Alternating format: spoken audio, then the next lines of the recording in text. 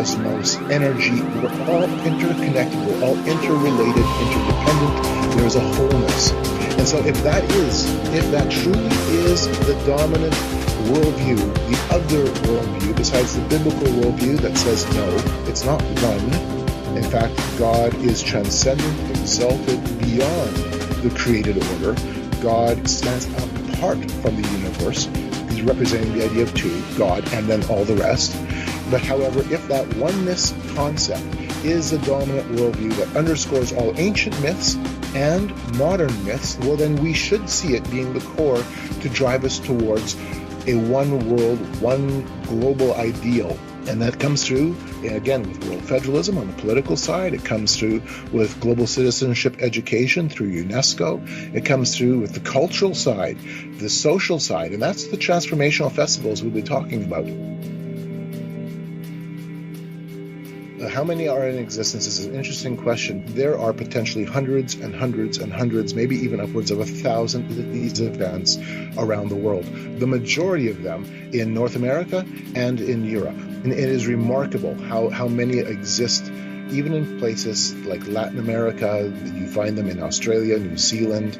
It is truly a global phenomena, a social, spiritual, communal phenomena that brings together the idea of celebration. And but the bottom line is this: they are celebrating. It is a celebration, a teaching and a preaching of oneness through art, through music, through dance, literally, again, through the celebratory acts. And we've always had music, we've always had party, we've always had celebration, we've always had community. But what we're seeing now is the incorporation of these components into a very specific way of looking at the world around us and the future that we wish to achieve. And that's one thing that's very important with transformational festivals. These are viewed as models, very short-term experimental models of what the future is that we wish to achieve, the world that we want to participate in and experience. And all of these parts and pieces come together within the transformational cultural movement, be it festivals or even just transformational events, concert-oriented with a strong theme of oneness. And Tomorrowland and Tomorrow World represent that side, and the other, you could almost call it the swing of the pendulum, openly pagan gatherings and pagan celebrations. Some of them have been around for a long time. And in the middle of all this, you have the Transformational Festival itself, things like Burning Man, the Orzora Festival, Boom. You have a few in the UK as well, which incorporates music, which incorporates workshops, lectures, yoga. It incorporates sustainability, the green movement, and a lot of dance and music, big art installations, all of this to bring about an experience of a new reality, a new way of looking at the world. And so you've got a full spectrum and a nuance that you find within this movement.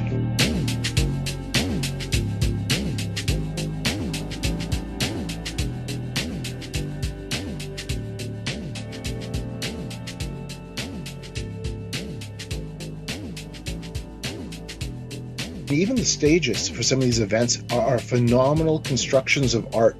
Tomorrowland and Glastonbury's had some phenomenal stage work where the stage itself becomes an integral part of the experience of transformation, where you feel that you're in another world, you're in another reality, that you're living and experiencing and breathing this new way of looking at the world and how you can model this together. And I give them kudos for recognizing the psychology and the way that humanity behaves, and how to bring about something that is very appealing, that brings you in and involves you in the event, the experiential part of it. They understand that very, very well. And that's what makes these events now different than the old concerts of yore, where you would just go and sit on a grassy field, listen to a band, and then go home. Now, you're part of it. You're experiencing it. You're feeling it. It's moving you. Here's 4 quotes just pulled from different individuals.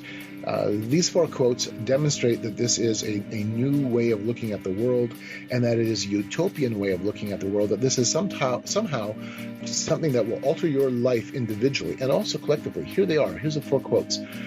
regarding transformational festivals, simply the most extraordinary spiritual and political and cultural thing that has ever happened to me. And of course, it completely affected the rest of my life. Here's another one. The experience of Burning Man was just so overwhelming and so powerful that it literally sent my life on a 90-degree turn from the direction it was heading, and I never looked back.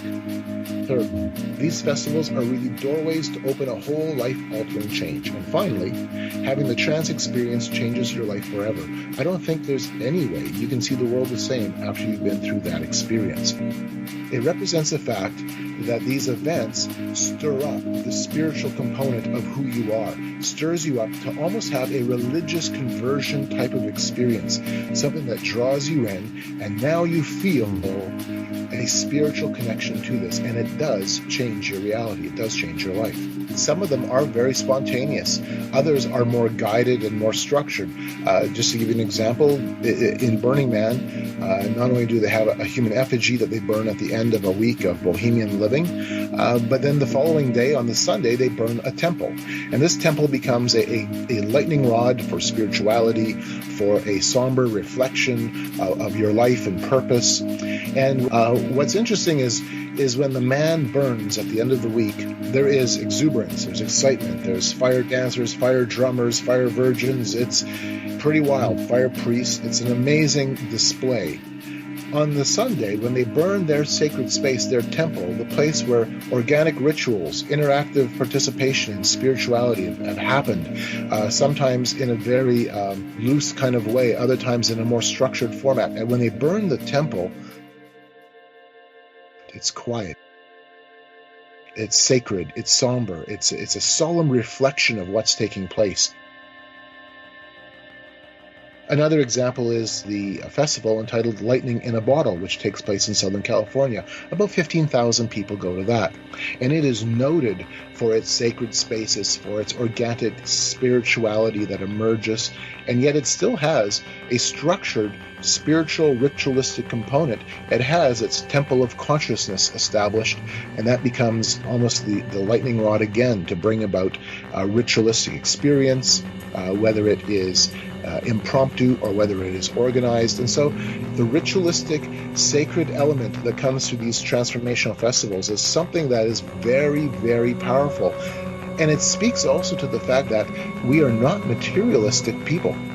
We are not living in a modernistic world of raw materialism where mankind is nothing more than a meat sack. We've rejected that. In fact, we're even rejecting postmodernism. Postmodernism, which gives the idea that we're not really sure of ourselves. There's no real framework upon which to hang our life upon. It's all questioning. It's all open. It's all relative. We're even replacing that now. And this is something that's very interesting within the Transformational Festival movement. Advocates for Transformational Festivals say we're going beyond postmodern. We are now finding a framework. We're now finding a new grounding to place our lives into. And that's the sacred idea of oneness. And so what they're calling it is the era of re-enchantment. So we've gone from the spiritual, supernaturalistic worldview of Christianity, then to modernity, and secularism, then to postmodernism for the last 40 years. And now these transformational events, being the sharp edge of the spear, socially and culturally, are changing the way people look and say, okay, we're no longer postmodern, because now we have a framework, we have a grounding. We're re-enchanting the world.